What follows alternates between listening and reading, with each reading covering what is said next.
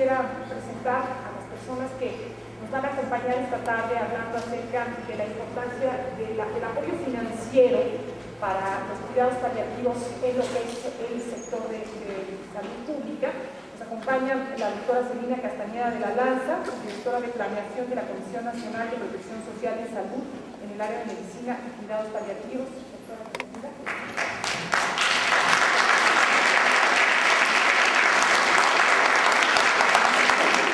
El doctor José de Jesús Villafaña Bello, jefe del Departamento de la Clínica de Dolor y Cuidados Paliativos de la UMAE, Hospital de Oncología del Centro Médico Nacional de México. Muchas gracias.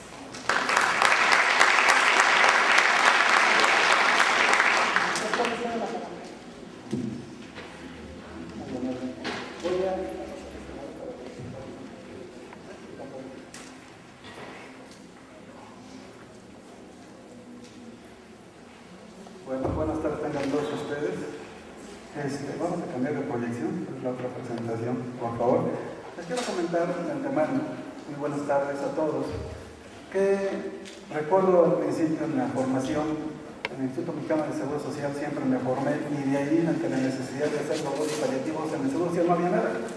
En el Seguro Social de entrada, ¿qué es lo que acontece? La falta de profesionalización. Y entonces eso me hizo ir al Instituto Nacional de Cancerología, a la formación y capacitación. Recuerdo que cuando egresé me comentaban, ¿tú qué vas a hacer al Seguro Social? Ahí no hay nada. Este es precisamente el convencimiento. Y doy gracias a todo el equipo de trabajo, al grupo de trabajo del Instituto Mexicano del Seguro Social. Aquí están precisamente la vida entregada de uno y que crean en uno. Y les voy a comentar a ustedes en relación a lo que es el financiamiento y la prestación del doctor Javier Dávila Torres en este programa directamente de lo que es color y cuidados paliativos. De antemano sabemos que la Organización Mundial de la Salud desde el 2002 es un enfoque que mejora la calidad de vida. Lo hemos externado aquí en el transcurso de la mañana, ¿verdad? Pero no nada más de los pacientes, sino de los familiares. Como dice actualmente en lo que es la gestión, va centrada en lo que es el cuidado integral del paciente y de la familia. Y porque es obvio que hay una enfermedad potencialmente mortal a través de una prevención y actividad de sufrimiento, realizando una identificación temprana, una evaluación adecuada y aplicando tratamientos tanto para el dolor, problemas físicos, sociales y espirituales. Si tenemos así, observamos, vemos que de una u otra forma, y tomamos el modelo del dolor por cáncer, no vamos a hablar nada más del dolor por cáncer en los cuidados paliativos, que una enfermedad una vez diagnosticada va a tener consigo síntomas. Y estos síntomas de entrada inician los cuidados paliativos hasta que el paciente fallece. Pero no nada más termina ahí, sino se continúa a través de la atención del duelo. Hace tiempo se comentaba y decían, es que el manejo del dolor por cáncer es cualquier cosa, cualquiera lo puede manejar, el reto real son las enfermedades crónico-degenerativas, etc. Y yo quiero comentar con todo esto, la realidad es que no. Ha aumentado la pirámide poblacional, se dice que se han curado muchas enfermedades, sí es cierto, pero muchas se controlan. De tal forma que si vemos la causa, muchas de ellas son infecciosas, traumáticas, degenerativas, metabólicas, ¿sí? Y por cáncer el otro gran apartado. ¿Pero qué creen además? Que se dice que una vez el cáncer una vez diagnosticado fallece el 70%. Otra literatura mundial refiere que del 50 al 70%. Y por lo consiguiente, los pacientes tienen posibilidades de cura. Los pacientes, cuando no se pueden curar en un terreno paliativo, y la definición de paciente terminal con una expectativa de vida menor a 6 meses. ¿Qué conlleva con ello? Que cuando identificamos la enfermedad como tal, esta enfermedad paliativa, el paciente en la pirámide de población, en la mujer, se invierte y dura 75 años, o 78 años, perdón. El hombre a 75 años, y por lo consiguiente en estas enfermedades que se van prolongando resulta que aumenta lo que es la edad. Por lo consiguiente cada vez su servidor y ya no tengo canas quisiera tener cuando nos volvemos más viejos. ¿Y esto en qué influye? En costo para la enfermedad paliativa. Pero además el externarles que con qué conlleva con ella que los pacientes con enfermedades crónico-degenerativas, metabólicas, infecciosas, traumáticas, etc., también tienen cáncer. Por lo consiguiente, es un reto. Y tomamos el modelo de valor por cáncer, pero esto incluye además a todas las enfermedades que acabo de mencionar. Teniendo en cuenta esto, entonces hablaremos de epidemiología y sabemos que aproximadamente en la OMS como tal, cada año se enferman más de 9 millones de personas en el mundo. ¿Sí? Estamos hablando específicamente del cáncer, y dos de los casos, o de los tercios, ocurren en países de vías de desarrollo, que cuentan con el 5% de los recursos totales en el control del cáncer. Para el año 2020 se espera que ocurran 840.000 defunciones en América Latina y en el Caribe, y por lo tanto, los cambios demográficos, fundamentalmente el aumento de la población adulta y la urbanización, han aumentado la carga de las enfermedades, aumentando los costos de los servicios de salud. En México se carece de información documental acerca de la prevalencia del dolor crónico. Sin embargo, el Instituto Mexicano del Seguro Social es muy normativo. Y entonces, si algo que tiene es identificar y a través de epidemiología, se daría específicamente ver los porcentajes. Y entonces sabemos aquí que el 5% de los pacientes son atendidos de primer contacto con síndromes dolorosos de diferentes etiologías. Se estima que en un 10 hacia el 10% de los, desde un 5 al 10% de los pacientes van a requerir de cuidados paliativos, los cuales lo reciben. Más del 90% de los servicios de los cuidados paliativos se presentan en grandes ciudades, y el 50% de los pacientes no pueden permitirse la atención de los mismos. Por lo tanto, el Instituto Mexicano del Seguro Social ha generado políticas. Y estas políticas, y en el caso del cáncer, ¿sí?, son sensibles a las necesidades de la atención de los pacientes en el año del 2012. Por lo tanto, se realizó un plan integral en el Hospital de Oncología, y esto lo comento porque el Hospital de Oncología es el centro oncológico de concentración del país del Instituto Mexicano del Seguro Social. Con esto es que a través del hospital se fundó la primera clínica del dolor, pero además no nada más con esto, los cuidados paliativos. Y su servidor ha hecho todo lo necesario a través del equipo de trabajo del hospital, pero también de otras entidades, como mencionaban, ahorita la 25 de Monterrey, Nuevo León, del doctor Pérez Cantizari, del Hospital Traumatología reciente de Magdalena de las Salinas, y en fin. ¿En qué consiste todo esto? Este plan de atención integral de oncología, ¿sí?, a través de direcciones de prestaciones médicas, tiene como finalidad lograr un reordenamiento de los procesos de atención de todos nuestros derechohabientes para que ésta sea otorgada con oportunidad y con calidad, con recursos disponibles en actualidad con lo que tenemos. Y entonces tenemos objetivos, vamos priorizando todo, y esto es analizando los procesos de la atención médica, proponer los ajustes a la regionalización actual, lo cual en este caso serán de 5, establecer o actualizar criterios de referencia, sistematizar el uso de las guías práctica clínica. Con esto el IMSS como tal ha aportado cerca del 90% de las guías de práctica clínica para el sector salud, porque es muy normativo. Teniendo en cuenta esto, su servidor fue uno de los que precisamente convocó para la realización de varios expertos dentro del área para el uso de guías de práctica clínica. Es por ello que, con base en la estructura de las unidades médicas de primero, de segundo y tercer nivel de atención, se reorganizó todo y se propone directamente a corto, mediano y largo plazo lo que es la integración de dichos servicios. Teniendo en cuenta en este modelo, observamos acá los 3 niveles de atención, ¿sí?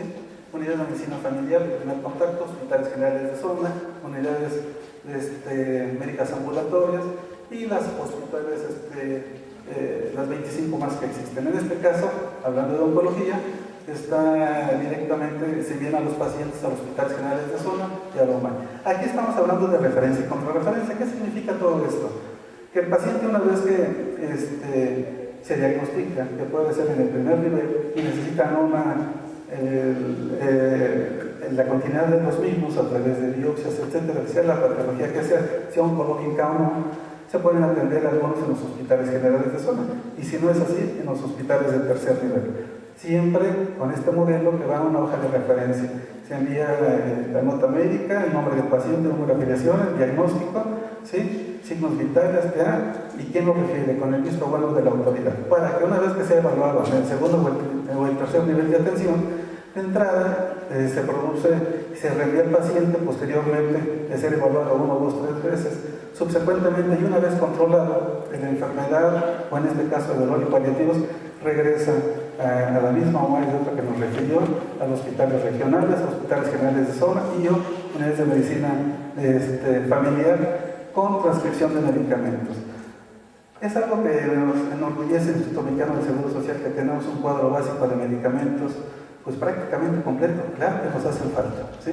Y la intención de hablar de esto es que tenemos la mayor parte de analgésicos, tanto opioides como AINES y coadyuvantes. Teniendo en cuenta y siguiendo con el patrón de este programa, tenemos estructuras, procesos, resultados, primero, segundo y tercer nivel, con los enfoques obvios de salud pública, de atención médica, de investigación y educación, que es lo que estamos haciendo para todos nuestros pacientes. Tenemos diversos abordajes, como la prevención, hacer pesquisas, los diagnósticos oportunos, los tratamientos específicos y la continuidad de los cuidados paliativos. ¿Sí? Este es un programa de tipo nacional, como nos detalle, nos acontece, y entonces aquí observaremos ¿y qué vamos a hacer? ¿Qué vamos a hacer una vez que tenemos diagnosticado a todos los pacientes paliativos? El IMSS líder en la prestación de dichos servicios para el desarrollo de las actividades, en la atención de los dos niveles de atención. Obvio que es una realidad que tenemos varios alumnos egresados de las diferentes instituciones públicas y privadas en relación a dolor y cuidados paliativos. ¿Y qué acontece? Muchos de ellos están en el Instituto Mexicano del Seguro Social, ¿sí? Trabajando como tal, pero no en el dolor y paliativo, sino en otras áreas afines. ¿Cuál es el plan de integración de esto? Pues identificarlos y poder llevarlos directamente a la atención de dichos pacientes. Entonces tenemos los 3 niveles de atención. El primer nivel de unidad de medicina familiar, que se encuentra conformado por el médico familiar, por lo tanto hay que capacitarlo. Tenemos los hospitales generales regionales, en este caso tenemos al Carlos MacGregor, en donde se atienden a pacientes con dolor crónico. Hospitales generales de zona, en donde el programa específico son el grupo Altoro. Recordarán ustedes que antes eran los grupos de atención del enfermo crónico. Ahora se llama atención hospitalaria domiciliaria, es decir, el paciente que necesita el cuidado paliativo y terminal acude al equipo de salud en todos los hospitales generales de zona a través del grupo Altoro, que se encuentra conformado por un médico internista, una trabajadora social y un personal de enfermería. Tenemos, como les mencioné hace rato, la unidad médica de especialidad número 25 de Monterrey, Nuevo León, el Hospital de Ortopedia Dr. Víctor de la Fuente Narváez, el hospital en los niños, no nada más en sufrimientos en los adultos, sino también en los niños, y se encuentra en el Hospital de Pediatría del Centro Médico Nacional Siglo XXI. ¿Hacia dónde vamos? ¿Qué queremos hacer? ¿Cómo llegar? En esto se realiza una pesquisa y un diagnóstico oportuno de las diferentes nucleasias y o de las patologías que nos conllevan, la creación de registros de la enfermedad que ya se encuentra a través del CIMO y o de cáncer, apego a las guías CIMPRAS, apego a las guías de práctica clínica, la implementación de grupos de diagnóstico. Esto significa obligadamente un centro de costos. Eficiencia en el proceso de referencia y contrarreferencia, como les mencionaba. El Seguro Social tiene la necesidad de, una vez que se encuentra diagnosticado, se cuenta con un buen cuadro de medicamentos amplio. Estoy hablando por lo menos que tenemos, hablando de opioides, tenemos opioides débiles como tramadol paracetamol, nalufina, opioides potentes, buprenorfina, morfina en sus diferentes presentaciones, ¿sí? Oxicodona, y claro que nos hace falta más. Tenemos fentanil como tal, y utilizar siempre el uso eficiente de los recursos. Estas son las propuestas de nuestro proyecto directamente. Acabamos de cumplir 70 años, ¿sí? Como Seguro Social, y como ustedes verán, el plan general, proyectos específicos. Aquí no me queda más que agregar con ustedes que decirle que estamos trabajando hermanados a través de, es una sola institución a la cual tiene una cobertura más allá de 70 millones del pueblo mexicano, que tiene un vasto cuadro de medicamentos, ¿sí? Que tenemos necesidades reales, y una vez identificados los grupos vulnerables, ¿sí?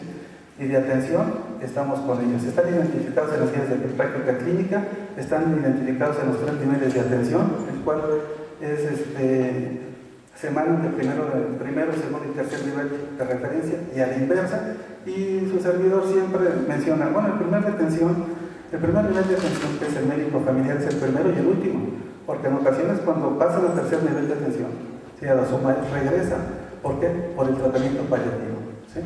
Y entonces, ¿qué tenemos que hacer? Directamente capacitar al equipo de salud.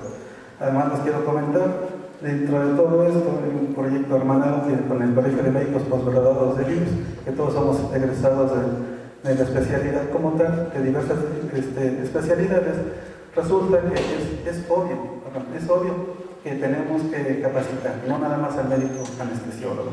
Aquí podemos ver en las guías de práctica clínica cómo se encuentran los médicos por especialidad, y una de nuestras necesidades es capacitar a todos los médicos especialistas, ¿sí?, empezando por el médico familiar, ya que esto no es prioritario y único del médico anestesiólogo, sino además al médico especialista se les debe de dar esta capacitación.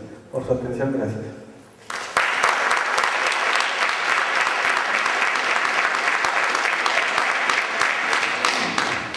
Muchas gracias, doctor Villafaña.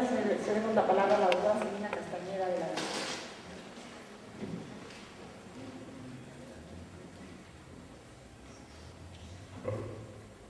Buenas tardes.